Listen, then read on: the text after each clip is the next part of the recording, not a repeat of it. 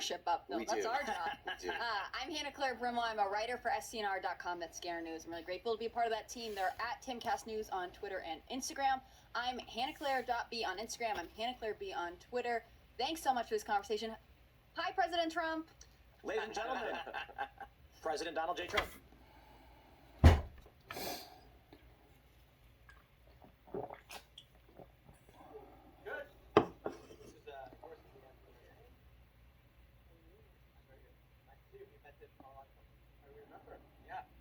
Complimented my face. I really do appreciate it. Thanks for sitting down. I really do appreciate it. So I know you don't have a lot of time, so I'll just we'll jump right in. Okay, good. We had a couple polls we went over on our show IRL. Young people, surprisingly, immigration is a top issue for them now. I was talking to a young guy. He's 26. He says he's watching what's going on in New York. He owns a business. He can't afford to buy his own house. He struggles to be able to support a family. And I know that you've said that there's going to be the largest deportation effort in your next term. How do we do it? So millions and millions of people are coming into our country, and it's not necessarily exactly what we want or had in mind. They have open borders where people just flow in, and many of those people are coming from prisons. Many of those people, frankly, are murderers, and they're drug dealers, and they're coming from mental institutions, and they're coming from places that are not going to work very well. It's not going to be very good for our country. So we're going to start with that, and we have to get them out. No country can sustain what we're going through.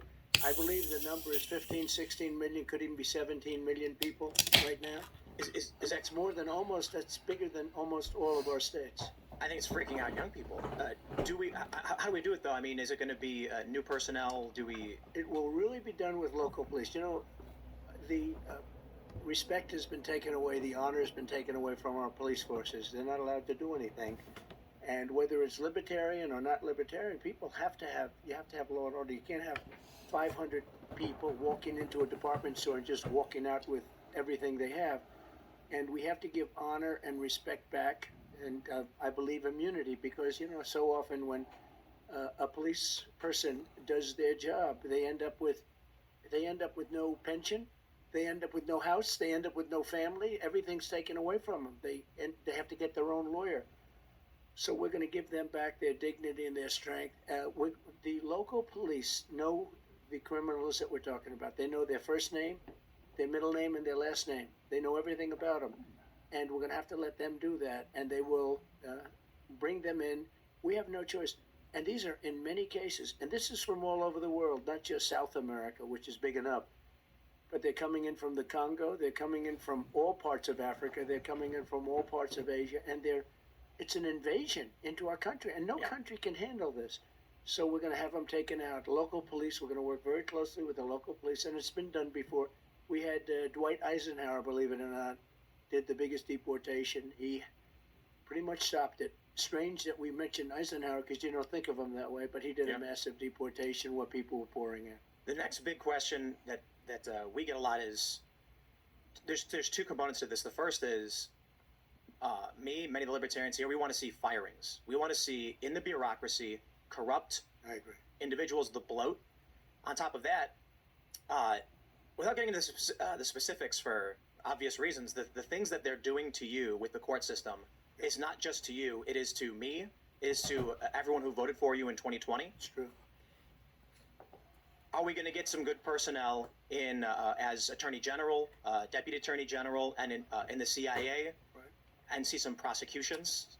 So we had some great people because our trade numbers were fantastic. The jobs we did on trade, the jobs we did, frankly, in the military underneath the terrible television generals who were absolutely terrible. But we have incredible people. You know, we defeated ISIS, and we had no new wars because they were concerned with us. I had no wars at all. I finished off a war that we were in for 20 years, but we had no wars. And we have to get the right people. It's all about the people. So when I first came here, I was only in Washington 17 times in my life. All of a sudden, I'm president. And I really knew nobody. I relied on people. Some were good, some were rhinos, some gave us some bad advice. And generally speaking, we had very good people. But we had some that we have to do better. Attorney General, we have to get a great Attorney General. And I'd work with the Libertarian Party on that. I think it's very good because You know, I view the Libertarian Party as almost a party of common sense, largely of common sense. And I say that about the Republican Party, too. We're a party of common sense. You want borders, but you want fairness. You want a lot of things that a lot of other people don't talk about. So we will work with a lot of people to get the right people in. The difference is I now know sort of everybody. Yeah. And I'm not having to be relying on people that I didn't know very well and listen to their recommendations. And I think we're going to have phenomenal people. I know the people. I know the good ones, the bad ones, the weak ones, the strong ones. I think we're going to have great people. We're friends with Kash Patel. He was on the show just before you, and that gives me a lot of confidence. Yeah. Just- Well, Cash is fantastic. Yeah, absolutely. He's an example of a good one. Yep. We have some great people, but Cash was a great example. Devin Nunes, as you know, he's fantastic. We have Absolutely. so many great people. So when it came to foreign policy, I'll be honest, I didn't vote for you in 2016. I was jaded. Obama let me down. I'm Yeah. from Chicago. I thought 2016 was silly. And then in 2020, with the timeline for getting out of Afghanistan, Right. when you tried to get our troops out of Syria, my question is, why are we in Syria? Who even knew? Yeah. And they lied to you, and they lied to us about the number of troops in there. And so maybe it's a bit blunt for me to say I want to see people prosecuted for the lies of the American people. But in terms of foreign policy, perhaps it's a little bit of a biased interview, but I think you're the greatest president of my lifetime. I appreciate it. And ending the wars that we should not have been involved in. Now the fear is World War III. Yeah. What are you looking at when you enter your next term to stopping the escalation? Well, first of all, I'm the only one that is going to stop World War III, because this man can't put two sentences together. He doesn't know what he's doing, doesn't know where he is.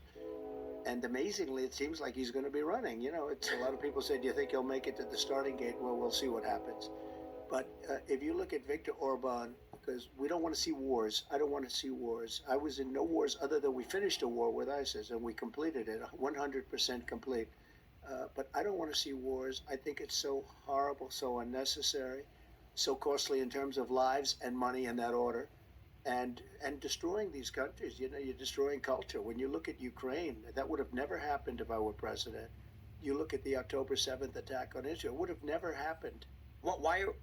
I look at your policies. I see secure the borders, bring jobs Right. back. I look at the Democrats and many Republicans, and it's foreign war and foreign expansion. That's, What is that? I think it's just a failed mentality. It's crazy.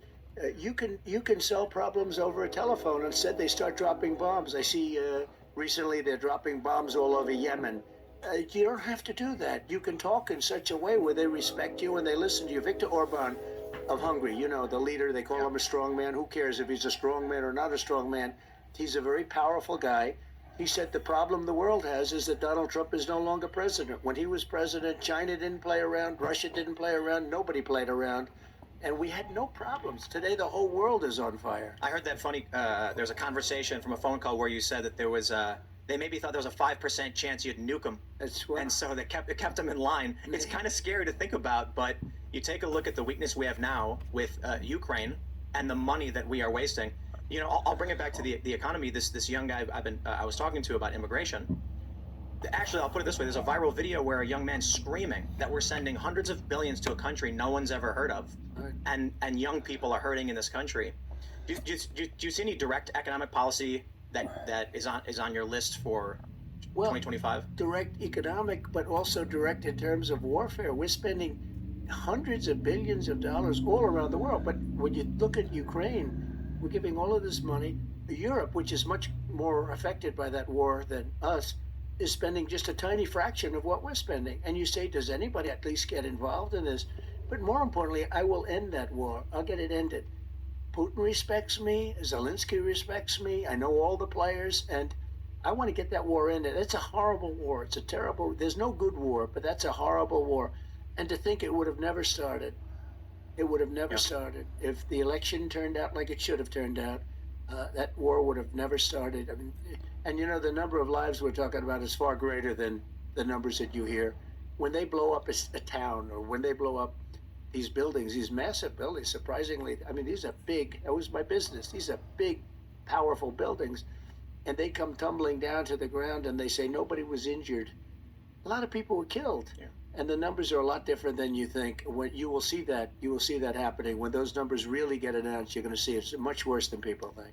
Here at the Libertarian Party National Yeah. Convention, they had one of their, I believe this one of their presidential nominees said he wants to see Fauci, the heads of Moderna, Pfizer, Biden, and you locked up for what happened during COVID.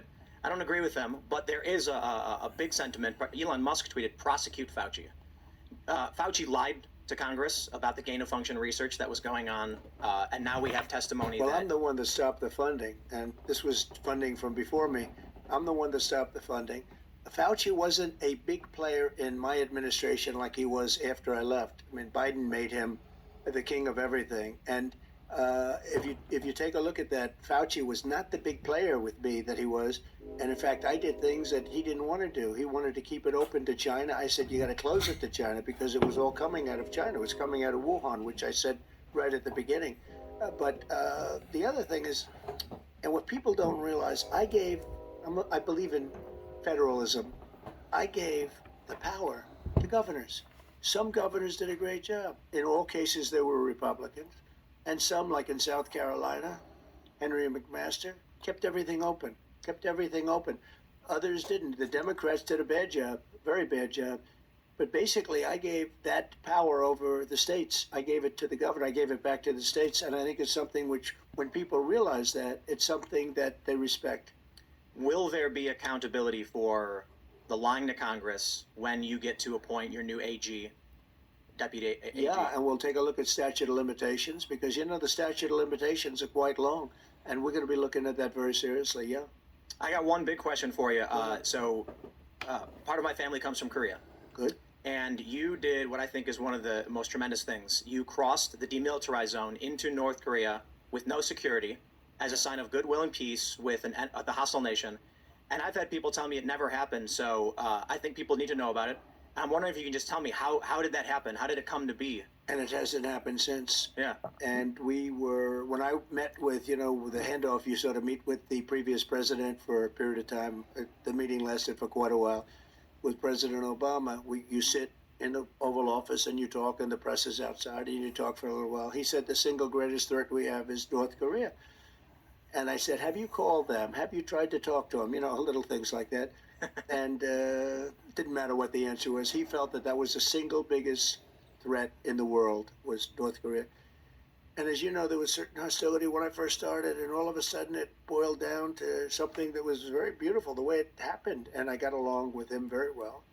And I will say that if Hillary won that race, you would have had a nuclear war and millions of people would have been killed. And you weren't even close to that. It never happened. It was never going to happen. I got along great with him, and it just never was going to happen. Were you at all scared in any way when you crossed into an enemy country? Well, I wouldn't say that Secret Service was thrilled. And in those blue buildings, there were lots of people in those buildings that I looked at. The two blue buildings on each side with the windows. And I looked in those windows, and there were a lot of things happening in those. Someday I'll tell you about it. But no, I felt very safe. I felt my relationship with him, as you know, was very hostile. Little Rocket Man and all that. But then all of a sudden it morphed. He respected me, I respected him. And we ended up, once we got to know each other, we ended up very good. A very smart guy, very strong guy. He's the absolute leader of that country. For those that think he's not, they're wrong. And I got to know him very well. I even did a press conference. He never did a press conference before. I said, would you like to do a press conference? And we did a press conference, if you remember. And then he said, that's the end of the press conference. And boom, everybody was pretty radically thrown out. But it was a press conference, the only press conference he's ever done. I got along with him great. We had no nuclear war. You would have had a nuclear war guaranteed. And you won't, if we have the right president, if we have somebody that knows what he's doing, you're not going to have World War III. If, on the other hand, we don't, you're going to end up in World War III, and it's going to be a war like no other because of the power of weaponry. Many have actually been saying we're already in it. The Hill published a piece saying we are in World War III and Biden is losing it. And so my hope is, I don't see any logical path for a Biden presidency to fix the economy, to fix anything. He can't fix it. He can't fix himself. Yeah. Can't fix anything. He had a new one the other day, Pakalaka. I don't know if you saw that. He was muttering on TV, something like that. Now, crypto. By the way, just so you know, I know all the leaders. They're at the top of their game. They're sharp. They're tough. They're smart. They love their country, or they do whatever they have to for their country at a minimum. And when they see this guy come in, I think they can't believe it. I know Yeah. they can't believe it. It's not the right person. So we'll do a couple quick ones. We don't have much time. You announced you're taking cryptocurrency.